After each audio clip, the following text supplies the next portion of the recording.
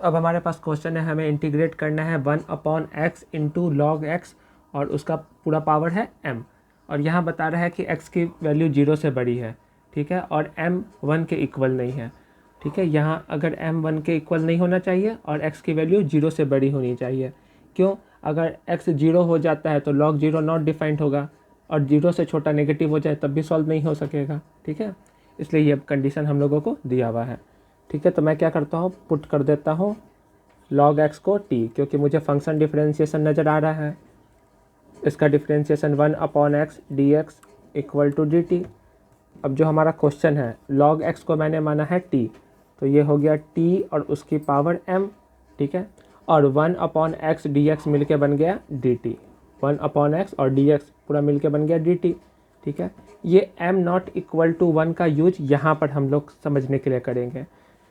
अब हम लोग यहाँ पर t की पावर माइनस m dt लिख दिए।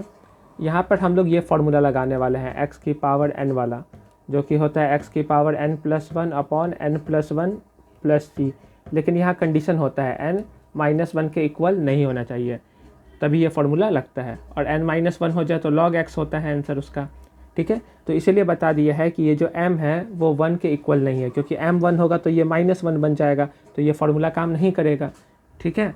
तो ये फार्मूला काम करे, इसीलिए किताब पहले ही क्लियर कर दे रहा है इस बात को, ठीक है। तो हम लोग फार्मूला लगा देते हैं। अच्छा, एक और बात हो सकता है, अगर मान लीजिए m मालूम नहीं होता कि 1 है या नहीं है, तो हम लोग कन्फ्यूज हो सकते हैं कि अगर 1 हो गया तो log x वाला फार्मूला लगेगा, और 1 नहीं है तो ये वाला फार्मूला लगेगा। तो इस बात को क्लियर करने के लिए यहाँ पर बता दिया है कि log x वाला फार्मूला नहीं लगेगा, क्योंकि m 1 नहीं है, ठीक है, क्योंकि m 1 होगा तो ये -1 हो जाएगा। तो हम लोग अब ये फार्मूला लगाने वाले हैं। तो ये हो जाता है t की power -m+1 upon -m+1 plus c, ठीक है। इसको मैं थोड़ा अच्छा से लिख देता हूँ। t के जगह पहले वैल्यू रख देता हूँ log x, -m+1 को 1 - m upon 1 - m plus c। ये हो गया हमारा answer. Thank you for watching.